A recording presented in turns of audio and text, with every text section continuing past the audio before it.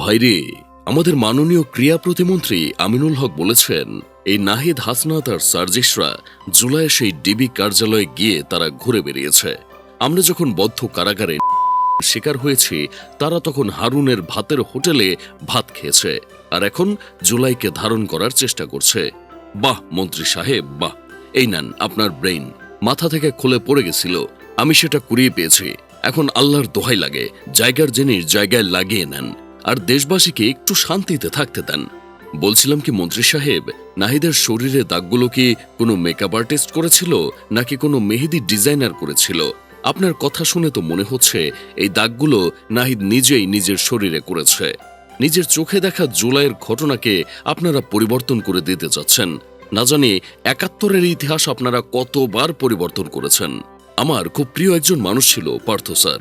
শেখ হাসিনাকে যখন সংসদে দাঁড়িয়ে আইক্যওয়ালা বাস দিত, তখন থেকেই এই মানুষটার ফ্যান হয়ে গিয়েছিলাম। তার জ্বালাময়ী ভাষণ আর অন্যায়ের প্রতিবাদ দেখে ওনাকে নিজের আইডল ভাবতাম। অথচ এখন দিন শেষে এই মানুষটা বলে কিনা নাহিদ হাসনাত আসিফরা জুলাই বিক্রি করছে। জুলাই ছাড়া আমরা এখানে বসা, আমাদের সবার পরিচয় আছে, কিন্তু জুলাই ছাড়া নাহিদ হাসনাতদের কোনো পরিচয় নাই। জুলাই ছাড়া তাদের চিনে না কেউ বাংলাদেশে। জুলাই বিক্রি করেই তো ওরা চলছে। যাদের একটা কমিশন বা মেম্বার হওয়ার যোগ্যতা ছিল না, তারা ওই উপদেষ্টা হয়েছিল।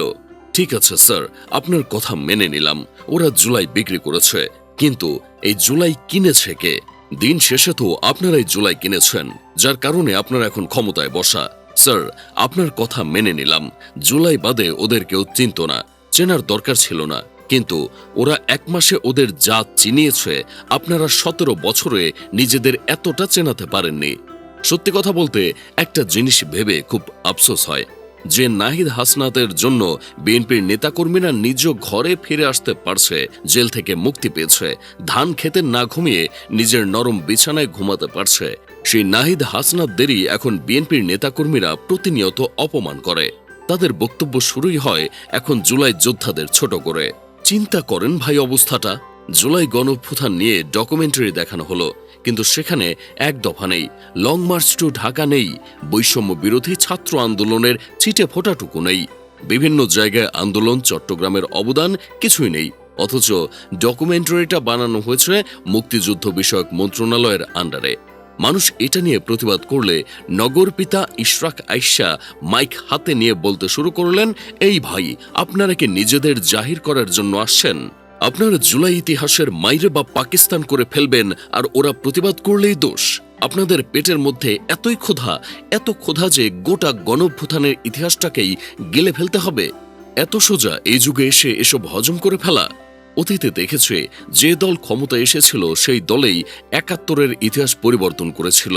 নিজ দলের সুবিধার জন্য ওরা ইতিহাস বারবার বিকৃত করেছিল। দেশের ৯০% মানুষ ৭১-এর সঠিক ইতিহাসই জানে না। মেয়ে ক্ষমতায় এসে বাপকে উপরে তুলেছে, বউ ক্ষমতায় এসে জামাইকে উপরে তুলেছে, মাঝখান দিয়ে সাধারণ জনগণের কদমজোড়া কান্দে উঠে গেছে। এইসব দেখেই আমার বন্ধু কেরামত বলতেছে, ২ বছরে জুলাইয়ের ইতিহাস পরিবর্তন হয়ে গেছে। এক দফার ঘোষক নাকি তারেক রহমান। ৭১-এর ইতিহাস যে পরিবর্তন হয়নি, তার কি গ্যারান্টি আছে? যাই হোক, শেষমেশ আমি গোলাম হোসেন একটা কাজের কথা কই। নিজের চোখে জুলাই দেখেছে, তাই আপনারা চাইলেও এর ইতিহাস পরিবর্তন করতে পারবেন না। যদি নেতাকে তেল মারতে পরিবর্তন করতে চান, তাহলে কোনো লাভ হবে না, বরং আকাশ ভরা তারা পাবলিক করে দেবে।